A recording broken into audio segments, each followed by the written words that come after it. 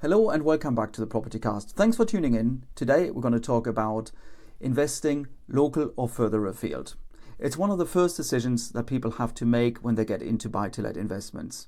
Do you want to chase higher returns in other areas, or do you want to invest locally where you know the market well? Make the wrong decision and you can end up with tenant problems, poor returns and lots of headaches. Get the decision right and you're happy and have an easy life with a good passive investment. So stay tuned for the details. So let's get started first of all with the advantages of buying local, so where you know the area. And that really is the first advantage. If you buy in your local area, you tend to know the area. You don't have to do too much research, probably even the tenant demand, where the good areas are in your local town, where the bad areas are, where to invest and where it might be problematic. So that's definitely the first advantage when you consider if you want to stay local or if you want to invest further afield. Buying local also makes the property management much easier. There's no long drive to your property and you can simply nip round if there is a problem with a tenant and you can look after it fairly well. Should you use any tradespeople, and you inevitably will be using them, for example for landlord gas safety certificates or electrical inspections or pad tests or things that you simply cannot carry out yourself, then you probably already know some local tradespeople that you might have been using for your own property. You can call on them and make life much easier than having to find somebody on Google or Facebook in an area that you're not familiar with. You also have far less problems with travel and spending time on the road. If your property is local, it's easy to get to. You don't have to go to another city, another town, maybe even drive into a different country. You just simply nip across the road and you're there at your property. So that reduces your time but also your expense for petrol. When it comes to research, it's also much easier to spot good deals. Not only do you know your area, you can compare it to other properties in your area. Also probably notice if a property has come onto the market because you might be driving past it or somebody mentions it to you. In your own hometown, that is much easier than if that was in a completely different city or in a different country. Your tenants also will thank you for quicker responses. If you live close to your property and there are any maintenance issues or just simple questions, and that could be anything from a blocked drain to how to get the bins from the back garden to the front or a leaking tap, then you're on hand. And maybe you're inclined to do some DIY and you can fix things yourselves, or if not, find a local plumber or local tradesperson who can fix the issue for you. So that's definitely an advantage for investing locally. And finally, you probably also understand the local tenant demographics better. That's important when it comes to buying your property and researching what it is you're actually looking for. If you're in a student town, you probably know what the student rhythm is and which properties appeal to students, or if this is a town where there is a large employer, what these employers look for. You can maybe even have contacts with these employers to see if they have tenants for you. Investing local makes that also easier as well. Okay, but there are also disadvantages for investing locally. And the first one is you sometimes make emotional decisions because you like a property or you have some sort of connection to the area and you're not always as detached from your property decision as you would want to be. You also find that your local town has limited opportunities. You are obviously looking for a good return or the best return on your property investment, and if your local town doesn't offer it, or locally in the area that's not available, then you compromising on your returns, whereas if you went further afield you could probably get a better return, but it obviously comes with the disadvantages that I have listed out earlier. There could also be more competition in your local market. If this is a strong investment market, so a lot of landlords or investors competing to buy properties, you might be either priced out of the market or you find that you have to pay more for the property you want to invest in than you would ideally like to do to get the rental return. So that's definitely a disadvantage. If you're only staying local, then of course, if there was a downturn in the market, you could be affected. If all the property prices in your local area come down, then all your investments would suffer from it, or if there is an oversupply in rental properties suddenly, then that could be a problem as well. So just staying local with all of your properties bears a certain risk. It could also be that there is just a limited supply of property types in your area. So let's say you really want to invest in detached family properties, but you live in a city centre where there aren't so many of those properties and there is just a lot of flats available. Then there is a bit of a mismatch between what you want to invest in and what's actually available. So if you spread your view further afield and you buy maybe in places that you're not so familiar with or that are not that local, then you widen the choice of opportunities you have. And lastly, a disadvantage is that if you buy locally, it could be that the demand for rentals is just not as strong in that area. So you like it, you have all the advantages of investing locally and, for example, fixing maintenance issues, knowing the tenant demand, but because it is just simply not a strong rental market, you will not get a decent return because there aren't so many people searching. And that often relates to rural areas where maybe you live in a rural area where you maybe even have a connection to a property where you think, oh yeah, I could invest in there, but there's just simply no strong rental demand. So you either struggle to let the property out altogether, or you have to reduce the rental price to attract the right tenants. Okay, flipping this over now, let's look at the advantages of investing further afield. The first one is, of course, the higher rental yields. So I'm in an area near Stirling where the rental yields are not bad, but when I've done a bit of research to see what other areas offer, I would say Glasgow is probably a much stronger area for the yields, and I should consider investing there. But it comes with the disadvantages of not being local, of not knowing the market so well. You could also find that there are more affordable properties. So I recently looked at Cumbernauld. I found that whilst I have previously only invested in Stirling, Cumbernauld probably has more affordable properties. But again, I don't know the area so well. I don't have the connections there. I don't have the network. I don't know the demographics so well. Don't know the area so well. So it's lots of disadvantages, but the properties are much more affordable.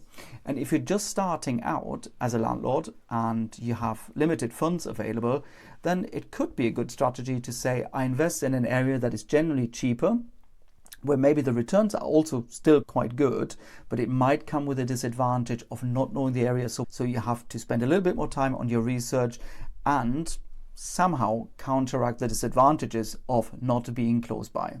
You can also have some tax benefits if you invest in other areas. So for example, if like me, you live in Scotland where additional stamp duty currently stands at 8%. If you then invest in England where it is currently only 6%, there is a 2% tax saving for you to be had. Or maybe you could even invest in a completely different country. So I'm German, maybe I should consider investing in Germany. And maybe you have a similar advantage or connection to another country. Maybe you're from Wales, the market there well, or maybe you're from Spain and you think, maybe can I invest in my home country rather than just staying in my local area. If, for example, you lived in Scotland now, but you were Spanish or you have an Italian background. If you are prepared to invest in areas that are not so close by, you can also take advantage of emerging markets. So, for example, some time ago, Dundee is very much a growing city with lots of new opportunities, lots of new builds, student builds and accommodation for people who work at the university and at other large employers in Dundee. Now, I didn't know the area particularly well, but it would be an opportunity to say, let's invest in a town where the market is very much growing, emerging and changing in a positive direction. And again, try and balance all the disadvantages that come with investing in an area that is not so close by and that I don't know so well. If you're not just fixed to investing in your local area, you also have the advantage of flexibility. Sometimes when you look at your local area, you think I just simply can't find any good deals here, or maybe you get outbid on opportunities and you think if I had a wider search criteria, if I could look further afield, I would maybe find something better. Again, you have to balance that against the disadvantages of investing in areas that you don't know so well, but it's definitely worth considering that it gives you more flexibility. And of course, it gives you the ability to follow economic trends. Cities become more or less attractive. Employers go into this area. Let's say a large employer opens a new production plant in an area that has previously not been so interesting. you think, with that employer moving in there, there must be demand for lots of rental properties, and in order to take advantage of it, I have to invest, or I could invest in that area. So that's definitely an advantage that you should consider as well. But of course, with all these advantages, there are also disadvantages. So let's cover them next. You definitely have less control over the management of your property. If you're hundreds of miles away from it, don't even think about fixing anything yourself or potentially phoning a tradesperson.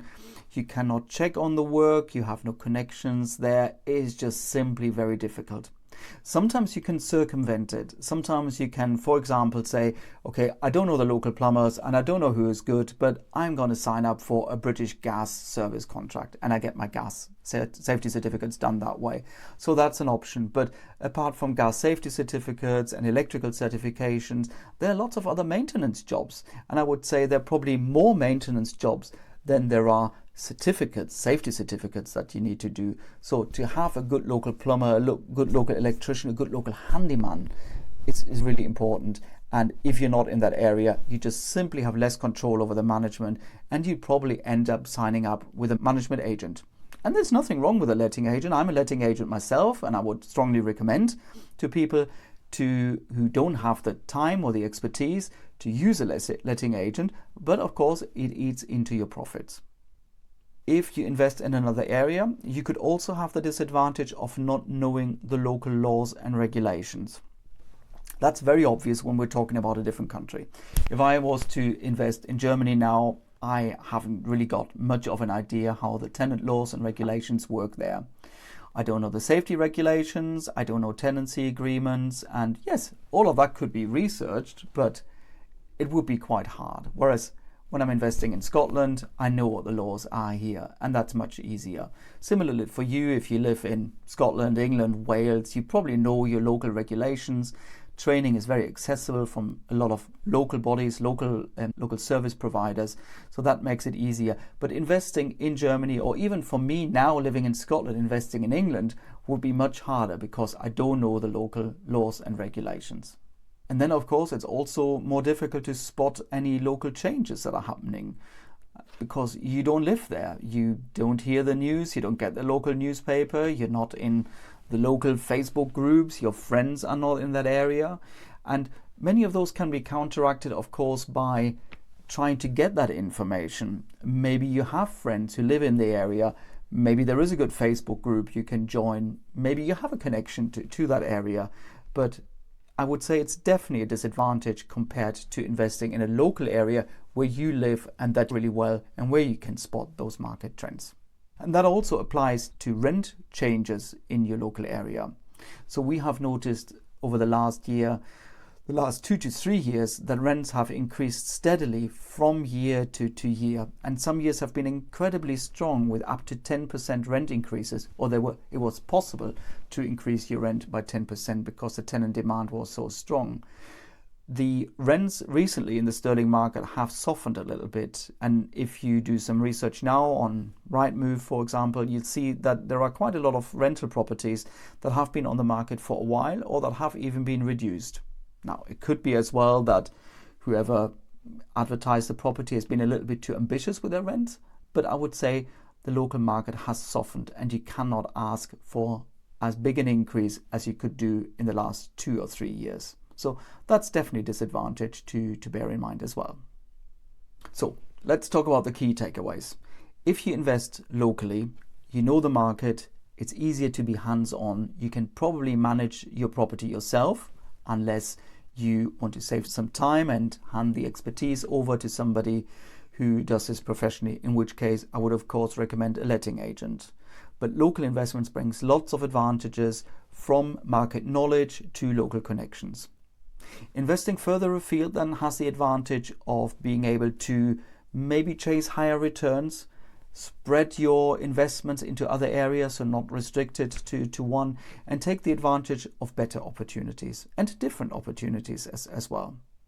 Whatever you do, maybe a mix is right for you. Do the research, crunch the numbers, add your numbers into a spreadsheet. I'm working on one which I will provide below these videos, and make sure that you assess your advantages and disadvantages realistically don't underestimate how much time it takes to invest and look after a property and just invest somewhere 500 miles away from where you live. Make an honest assessment of your situation, understand your risks and preferences, and then go for it. Okay, I hope this was helpful, and this should have covered one of the basics when starting with property investments. And if you have any questions, let me know in the comments. Otherwise, just follow, and thanks very much for tuning in. Bye.